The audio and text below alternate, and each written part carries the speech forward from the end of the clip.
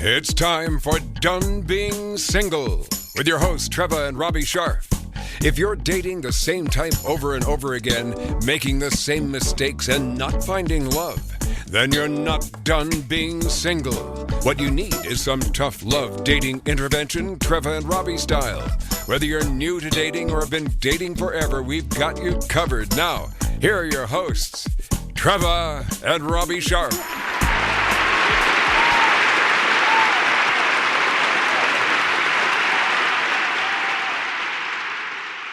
Welcome. How you doing? I'm doing good. How are you doing? I'm hanging in there. That's kind of our stock answer. Has it been? I think so, but it's apropos to what it is that we are doing. Well, how we good are can hanging we in there. be? Well, no, that's a bad way. We are good. We are good. We're very good. Knock. On metal. Or formica. Or whatever this is. Yes, I think it's a difficult time, and as much as we want to think that we're getting through it and getting over it and we're on the downward arc, we're really not.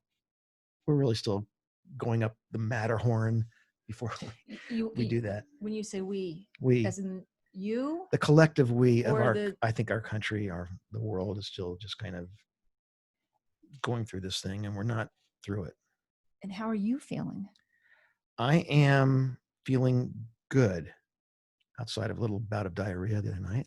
But that, is not really something important, but we've been suffering from that. Well, is it because we're eating too much? I don't know. I think the stress TMI? is, let's all be real. We're like family here, right? So, we can talk. We have no Can secrets.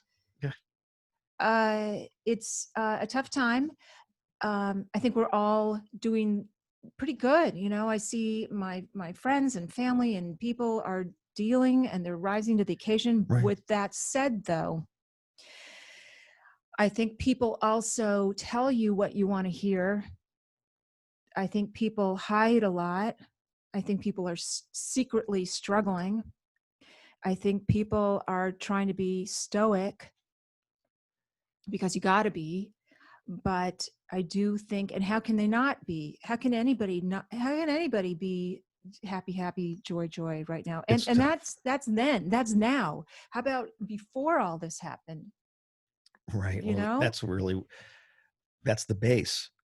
Before all this happened is how are people coping with normal life? Right. And if you weren't coping or managing, how does it feel to be in a pandemic? And now, and you add that, and you add relationship issues, you add family, kids, in-laws, right, aging parents, yes, nursing home. Yes. We're dealing with all of this.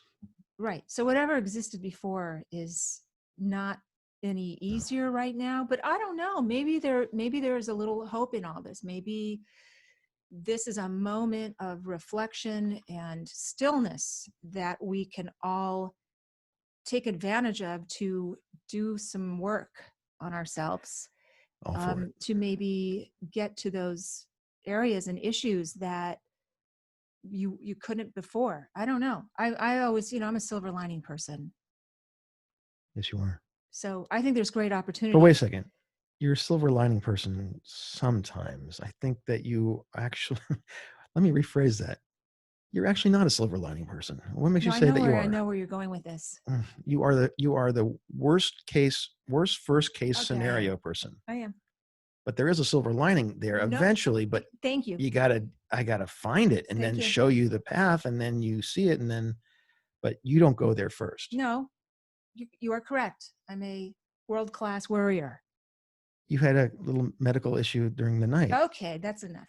Yeah, but my point is. Okay, I do. I go to worst case scenarioville. I do. I go A to Z. I do. I really do. I think about that. I do. For a second. With that said, though, this is where I'm getting at. Okay. There is, even if you're that way, and even if you struggle with anxiety or depression or whatever the issue du jour is, there is a silver lining in that. Yeah, you get through this, man. You can really, the benefits are amazing. if you push through. Okay. And I'm a pusher througher. You were I don't lay down. You were pushing through last night. Let me tell you that.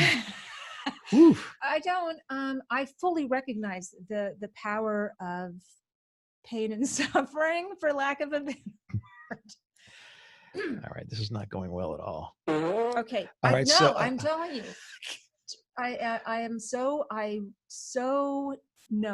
I know like I know, because I do it for a living. I'm in the pain business. Boy, don't I know that. I'm a fitness person. Okay. And I know what it takes to, when you break through and when you power through, oh, wow, through anything, fear, anxiety, pains, I don't know, self-doubt, all those things, self-worth, there's great reward on the other side. I think that's what I'm saying. Okay. Thank you. So how are we going to deal with this today? So we have a guest today that wrote a fantastic book, Perfectly Hidden Depression. It's awesome. And she is sort of the depression maven. I don't know if she would enjoy being that, but I just think it's a book for all time, but it's really a book for the times we're living in, because you are really you're isolated. Yeah. And in isolation, everything comes out. It's a pressure cooker. And I've said this before. I mean, whatever you had going on, it's going to come out and you're going to be faced with it. And this is why I think there is great hope and opportunity to talk about perfectly hidden depression, because I think people are perfectly hiding it right now. And they're also perfectly hiding anxiety and fear and worry. But I think it's also something that people are wanting to talk about. I don't think they're hiding it because they don't want to share. I think that they're hiding it because they probably feel it's nobody's business until somebody digs and wants to know a little bit more. And then the floodgates can open and then you're going to hear it. And that's okay. I mean, what else is anybody else doing? Everybody's dealing with the same shit. So we have to kind of, well, if not now, we're in a shared situation here. And I think that's very unique. I think this is an amazing moment for everybody to admit it. You're sitting around, you're watching the news, you're freaking out. You've got family around you, or maybe you're single, you're alone, and we're going to give you some tips and tools and hacks and takeaways so that we can better get through this moment, and me included. So I'm right there with you, everybody. Why don't we bring on? I'm the queen of worryation. Worryation. That's my word. Okay. Okay. Let's bring in Dr. Margaret. Let us introduce the depression maven. Dr. Margaret Rutherford, a clinical psychologist, has practiced for 26 years in Fayetteville, Arkansas. Her work can be found at drmargaretrutherford.com, as well as Huffington Post, Psych Central, The Mighty, The Gottman Blog, and others. She hosts a weekly podcast called Self-Work with Dr. Margaret Rutherford, and her new book, Perfectly Hidden Depression, is available right now, people. So I should also mention she's a returning champ. Excellent. I think she's been on once, maybe this is second time already. Yeah. Welcome, right. Dr. Margaret. Thank you. Thank you so much. Okay, so I've never been called a maven, however, I have to say that. Of the word, a depression guru. maven. It sounds terrible, but it's a compliment. Well, good. I'm glad to hear that. Okay, so you wrote this fantastic book, and I loved every page of it. And thank you. It really spoke to me on a lot of levels, and I think it's kind of it's an essential business right now. It's an essential read. Well, it is for the people who need to read it. One of the goals that everybody said, oh, do you want a New York Times bestseller? And of course, my ego said, of course I do. But my real self said, I just want it in the hands of the people that need to read it, because the people that I've actually seen as patients with this sort of identity, with this sort of syndrome of problems, is in real danger. And the danger is because it is incredibly lonely. Robbie, I have to say that these are people who are not very readily going to tell you what's going on with them. In fact, it takes a lot of, they have to get so much shame out of the way to even admit that they have had painful experiences. So this isn't like a smiling depression or a high functioning depression where people know they're depressed, know that they're struggling to get out of bed, know that they're worried about money, know that they're fighting with their spouse all the time, but they slap a smile on their face that morning, and they get around to trying to structure their day through COVID or whatever is on their plate. But they actually can say, yes, I'm depressed, but I'm not going to let it govern my life. And there are many of those people, very courageous people. There are also people who have depression that it's so severe and intense and chronic that their lives are much more governed by it than they wish they were. So those people struggle each and every day. This particular group of people that this book is written for, when I've gotten hundreds of emails, and at this point maybe thousands of emails about who these people are and how they think, is that they came up with a strategy many, many years ago. Probably a childhood strategy, was basically to survive whatever kind of home life they had. Maybe they had alcoholic parents, so they had to grow up really quickly, or maybe they were shouted at that they weren't going to amount to anything, so they said, yes, I am. Or they were the star of their family, but their parents only loved them because that they were very accomplished, so they kept going after accomplishment. Or maybe they just grew up in a home where it wasn't allowed to talk about your pain or your fear. I've talked to people who had parents die, and the other parent said, we will never talk about her again. She's dead to you. You know, that kind of family environment where you don't air your dirty laundry in public, right? So, and many of us grew up in homes like that. And what happens is that strategy is brought into adulthood, and people are still trying to live their life by those rules, those oughts, shoulds, must, have tos, can't or cannots. And that gets them into big trouble because, as you said, this is very pertinent in our time, Trevor. And one of the reasons for that, and especially with the stress of COVID, is that our suicide rates internationally and in the United States are exponentially increasing. And so is perfectionism. And it's my particular passion to try to describe this relationship between the perfect looking life, which is cloaking these rigidly contained, quite unexpressed emotions or emotional experiences that may have been traumatic, that are just left sort of simmering there and gathering potency as the longer they live there.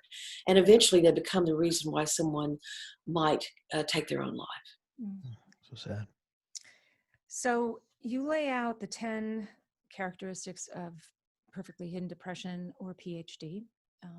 Can you describe them to our listeners? I'll go through them quickly. Now, I do want to make the point that perfectly hidden depression is a term I came up with. You're not going to go looking in any kind of diagnostic manual and find perfectly hidden depression. You have perfectly hidden depression. You know, if you go to your doctor and go, I have perfectly hidden depression, they're going to go, what? What the heck are you talking about? It's a name I came up with, and I call it a syndrome. That probably the most well-known syndrome is codependence. That's not a diagnosis. It's something people say, you're codependent or whatever. So perfectly hidden depression, I did come up with 10 traits that are all interwoven with each other. They're hard to untangle. But basically it is sort of perfectionism, the most important one, but not perfectionism that's just striving for excellence. It's perfectionism that is a response to shame.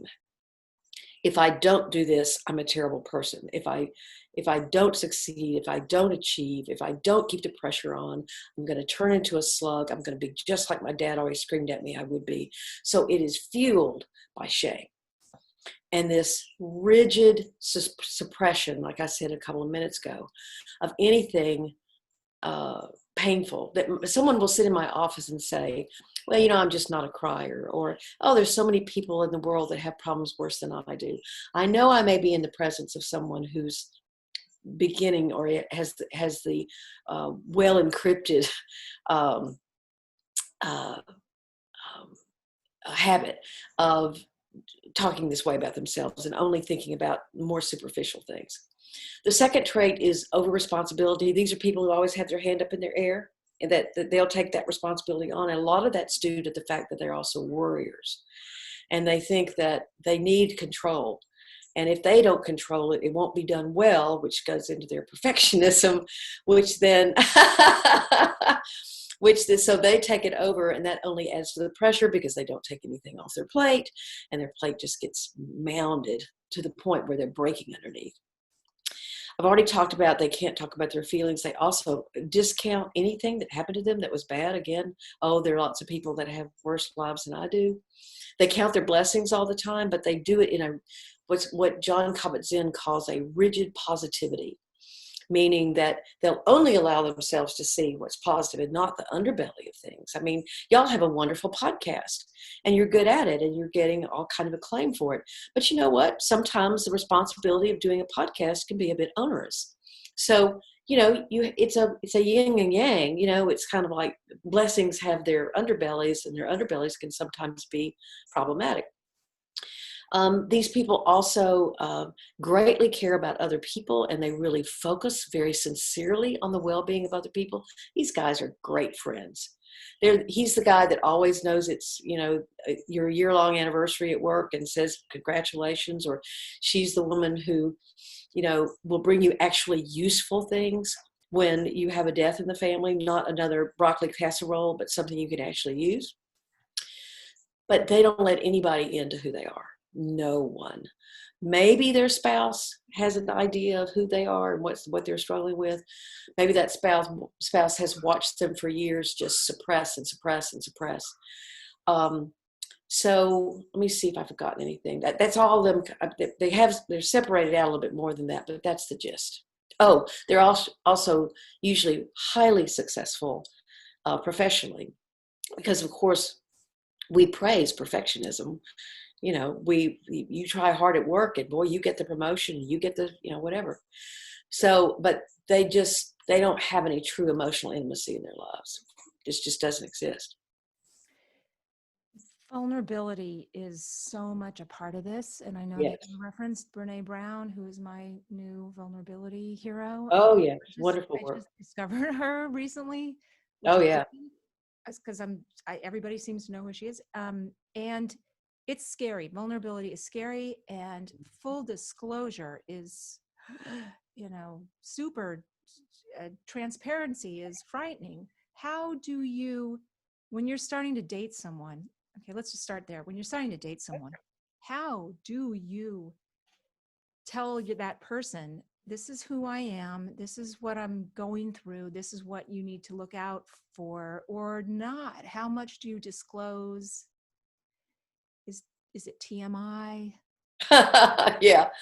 Well, I mean, everybody's a little different. An introvert is not going to answer that question as the same way as an extrovert is.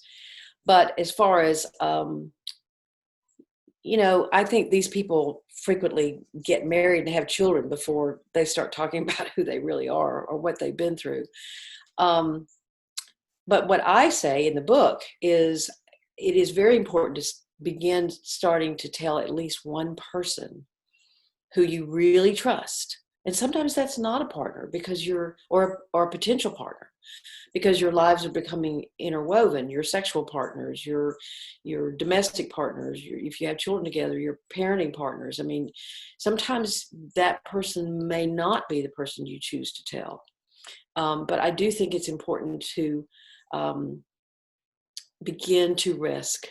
Now, you said something about, complete vulnerability or complete disclosure, I think is what you said. I think really for these people, it's much safer to go very slowly.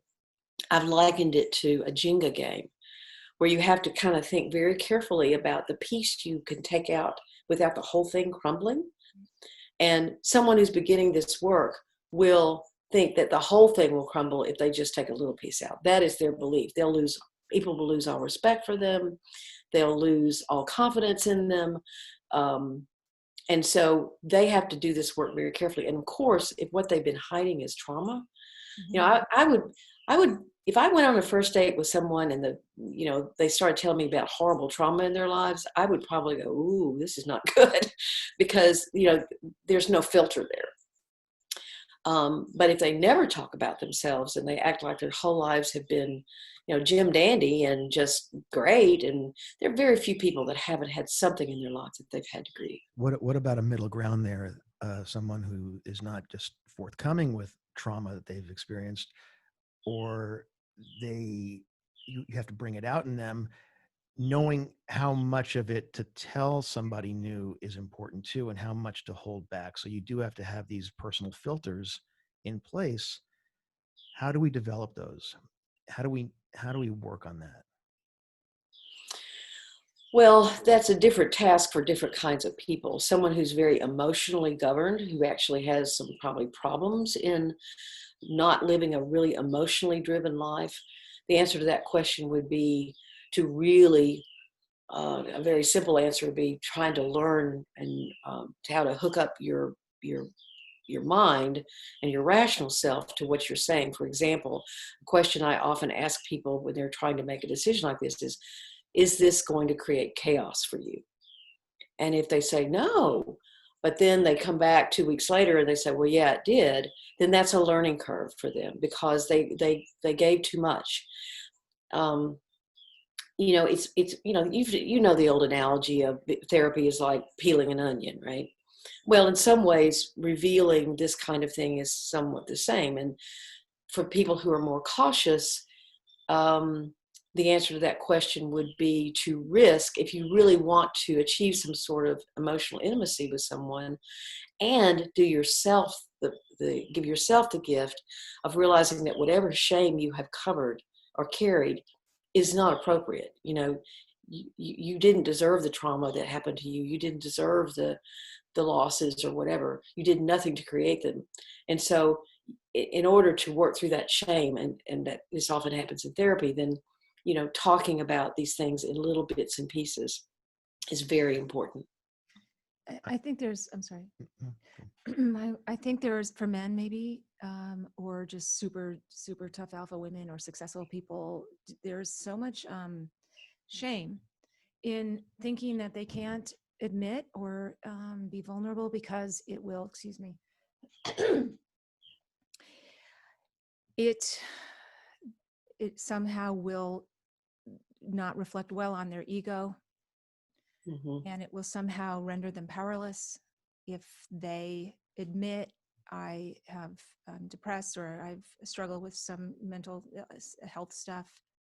And that's a problem, I think, for guys, for strong people.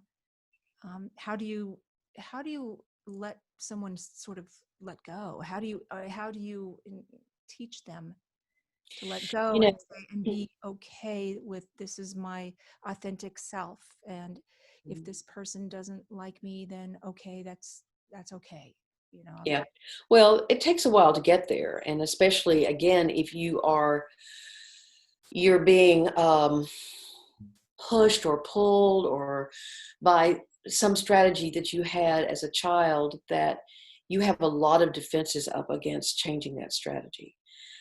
Believe me, many people have looked at me and said, what do you mean I'm supposed to tell somebody that my brother fondled me, or that my mother abandoned me for weeks on end and I had to care for my siblings? I'm embarrassed by that. I'm ashamed of that. I didn't have a good mom or a dad, but I'm not going to let that, I'm going to be successful no matter what. The thing that they don't understand, that I've learned through watching so many people deal with things they didn't want to deal with, losses they didn't create, some losses they did create. And so I'm a firm believer. I'll tell you 2 facts about Margaret Robinson Rutherford. Margaret Robinson Rutherford has a PhD. That's lovely, right? I worked hard for that. Margaret Robinson Rutherford has also been divorced twice and had a terribly chaotic decade in my life, okay? I created a hell of a lot of chaos for myself and other people. Those are both facts about me. Now, would there be people who'd say, she's been divorced twice, I will never go to her as a therapist? You betcha. But I don't believe, I'm a firm believer, I've said that now 3 times, I must believe it firmly, that my strengths don't define me any more than my vulnerabilities do, nor the latter, nor vice versa. My vulnerabilities don't define me any more than my strengths. Mm-hmm. And so if you begin to back off of thinking, well, you know, think about the friends you have, you know, that they sometimes yell at their kids. Okay. And you also see them do something really kind and lovely that you admire. And then they go home and they yell at the kids again. You go, I wish they quit yelling at their kids, but you don't go, well, they're just a wash. I mean, they're an awful person. You see the battle they're having. They're having some kind of battle between themselves. So the kind of compassion that you can often show someone else can be directed towards yourself.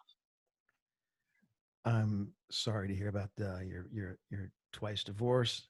I kind of like it though. I do too, and I would not. Her real. I think so as well. I think my question is, did you find during these two relationships that failed that you lost control, that you tried to apply all that you have studied and learned about the psyche and all this, and how difficult was it when you hit a point where you realized it's irreparable and it's time to break up? Oh, up? it stunk. Now, I was very immature. I was not in psychology in my 20s. I was a professional singer. And so, yeah, I was singing jingles and jazz at night in Dallas, Texas. So I was far from being a therapist. That took me another 9 years to turn that boat around. But yeah, my first divorce, I kind of pretended that, oh, well, yeah, you know, I was sort of had a flibberty-gibbet attitude toward it. That's a hard word to say. And then I went on to really create more chaos with my next one. That was a 7-year relationship that was abusive, actually. So sorry. That's okay. And I had all of that chaos had caused me so much shame. I'm an expert at shame carrying, that I stuck with the abusive person because I didn't really believe I deserved more. And it wasn't until I moved into psychology and started studying and people said, wow, you've got a good head on your shoulders. And I started getting input and I started really doing something else that I loved music, but I was also passionate about doing therapy. I'd gotten really good therapy that got me out of that or helped me get out of that chaos. So all of that started happening. And then when the abuse kept on occurring, I was like, oh, wait, no, I don't deserve this. Maybe there's a little light at the end of the tunnel that says that I could have a different life. And I have now 30 years of being with my husband, and he still calls himself my current husband, but I think he's a keeper. So you're on your third marriage? I'm on my third marriage, 30 years. Oh, that's wonderful. I think it'll last. Let me rephrase it. I think it'll last. I think it's good. Let me rephrase the last point then. So the first marriage was prior to your studying and the first two were prior. Okay. So since you now have completed your studies and are a PhD, are you able to look back upon them and say, God, I wish I was able to apply this, that may have changed something, and maybe not in the second relationship so much, but I don't think I might have chosen these people. Okay. There was something wrong with my picker, you know? And one man was actually a very nice man, but he was 20 years my senior. Guess what I was looking for? And the second one was just, he slipped in, and I'm not sure who took advantage of who. It was probably mutual, but that was a relationship made in hell. It did not bring out the best in either one of us. So anyway, that, you know, I have a lot of regret and remorse about that. I'm sorry that I was part of creating that in both those men's lives and in others. My parents went through, and my whole family was very worried about me. But I guess finally I righted myself and sort of came into all of this. Glad to see that. That's what I was saying earlier about pain. You know, it sucks when you're going through it, but you have to know that there's a silver lining, and you make your own silver lining. And at the time, you're not going to think that you're going to be so miserable. You're going to think, I'll never get out of this. it's never going to get better, but it does. And then the other side is just so amazing because you've struggled. The struggle has been so worth it. I don't know. Well, one of the things that kind of touches on perfectly hidden depression is that one thing that kept me in that relationship, the second one especially, was my pride and my fear that I would be seen. I had to make that relationship work in order to maintain this sense of togetherness and this persona of, even no one knows it's abusive, so except me and him, and so I'll just keep this up and I'll make it work, and that didn't work. So, okay, so let's talk about COVID. Sure. Okay. Because something tells me that there's something about COVID and coronavirus that is making depression not so perfectly hidden. And it's going to be, harder to hide it. It might be. I mean, I think I've read a couple of things from different people who've written about it. There's some researchers up in Canada that I love their research. But anyway, I think there are two major concerns about it. One is that without the feedback from the external feedback that many perfectionists get from their accomplishment, they don't feel as accomplished. They don't get that. They're not going into work. They're not seeing colleagues. They're not able to, their time schedules have to be more spontaneous, and spontaneity is not something these people do very well. And so they probably are really floundering like that. However, I think probably there are also people who have this trait who are rigidly organizing things and have their families. Everybody has an office and everybody has this, and they want to now they have the perfect strategy of handling COVID-19. And so probably some balance of those two factors is important. And to your point, I think that I've had some people who have suffered great loss tell me that it's not amusing to them, but how people walking around saying, I don't know how I'm going to tolerate this, is a life they've lived for quite a long time because they've had such horrendous things happen to them. So they're not like going, in fact, they have great empathy of people who are sort of discovering this feeling, but someone whose life depends, or their sanity depends on how ordered things are really is struggling in some way or the other. Either they're going way in the other direction of now getting everything as, so they have the perfect looking COVID life, or they're beginning to fall apart at the seams, or both, because they don't have that sort of external. Right. And my guess is you can't fake it. I mean, when you're socially isolating and, right, when you're sequestered or sheltered in place, you can't fake it. You can't fake your fear or your depression. And I mean, it's just, I would think, a huge challenge. Right? Nor can you fake your happiness. Whether you're with your family or you're totally alone, it's right there, and it's like, okay, elephant in the middle of the room. Yeah, I see what you mean, and I think that in classic depression, you're exactly right. Even those with high functioning depression are probably struggling. I cannot tell you though how many times, and I tell the story in the book of one of the first women that I recognized this in. I had diagnosed her with anxiety. Perfectionism often looks like anxiety. Looks like worry. It looks like a need for control. It looks like those kinds of things. And so yes, control. This other aspect is so, well, anyway, I had this woman that I diagnosed with anxiety. Come to find out, her husband called me one day, and I have this funny feeling, and I've never done this again. I'd never done it before this, but he said, would you go check on her? And I went and checked on her, and I walked in her house. He'd given me the code, and everything was perfectly in place. Dish towels were hung and, to dry, and pillows were, they were touched up, and there were throws carefully, put over the sofas. And I went back to her bedroom. I'd never been in their home, of course, and was calling her name, and she was trying to die by suicide. She had taken an overdose. So called 911.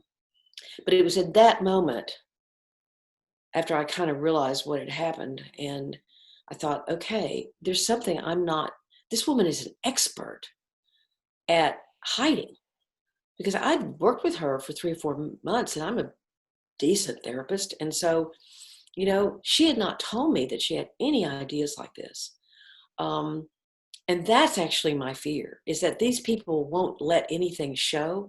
They will more consider ending their lives, because maybe that cloak that they've been wearing is getting a little more ripped, and they don't want it to show. They don't know how. And so they'll just end it.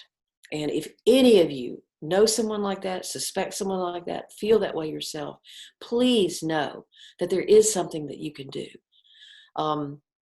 There is relief, there is healing. And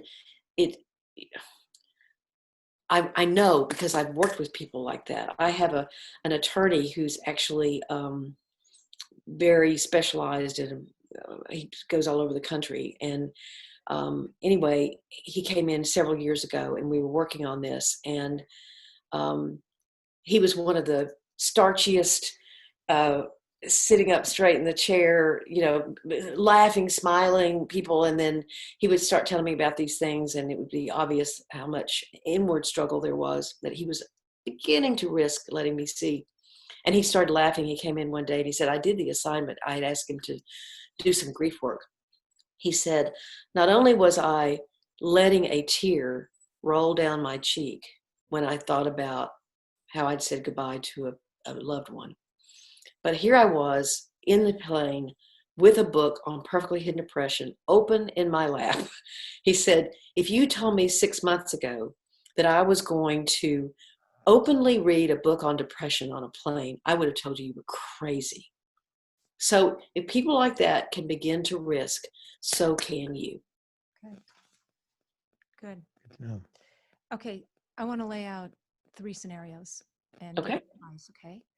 Mm-hmm. What's your advice for the single person who is isolated right now, who has perfectly hidden depression? What are a few things you would tell him or her how to get through this time right now, if they're already that type of person? Sure. And there are a lot of those people, because they do fear if they get into an intimate relationship that they will be found out. So they don't.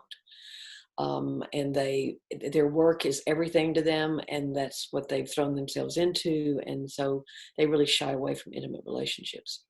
What I'd suggest, other than, of course, getting the book, but they at least have one friend, one person who they'll say, and maybe that person doesn't live in the same town you do. Sometimes that's even safer, to have someone you grew up with or whatever, who says, oh yeah, I remember your dad. I remember how your dad used to get on you all the time, or I remember what your mother did. And begin to tell them, begin to just say, even if it's starting with, I'm not who I always want you to believe I am. Mm-hmm. That in and of itself is a statement. You don't have to say, blah, blah, blah about your trauma the first time. It's just, I need you to know that sometimes I'm not who I pretend to be. Okay. And they'll say, well, tell me. I'm not ready to tell you. That was a big risk right there. And of course, they can get into therapy for that too, because the goal of therapy is, once you experience in therapy, we want you to experience it outside of therapy with other people. So you can begin in a therapeutic relationship as well. Okay. Second scenario. What advice would you give to the couple, real quick, just a few pointers, that are unhappily married, that are sequestered and one might have perfectly hidden depression and they're already unhappy? Well, that's we're mixing apples and oranges now, so I'm a little, but I heard a podcast by Esther Perel the other day, and she was talking to these 2 people who were planning to get divorced and were highly emotionally passionate and not fair and blaming and defensive and the whole thing. And she looked at him toward the end of the session, And one woman would say, but I feel this. And he would say, I feel this. But we want to be good parents. And she looked at them both. She said, what you feel isn't important. Do what's right. I thought that was so direct. She goes, what is taking your priority is your responsibility to your children. You need to take care of that first and leave your feelings out of it. So we can get so caught up in you must understand my feeling that we forget that sometimes we just have to do the hard thing first. If they have perfectly hidden depression, then probably their partner is not who they need to tell. I mean, here they are, it's not who they need to open up to. So again, finding a friend, I mean, you've got to start somewhere. Okay. Third scenario, happily married couple. Mm-hmm. And maybe one of them doesn't know that they have perfectly hidden depression because it's so hidden, but there's something about this time and being sequestered together and it is coming out.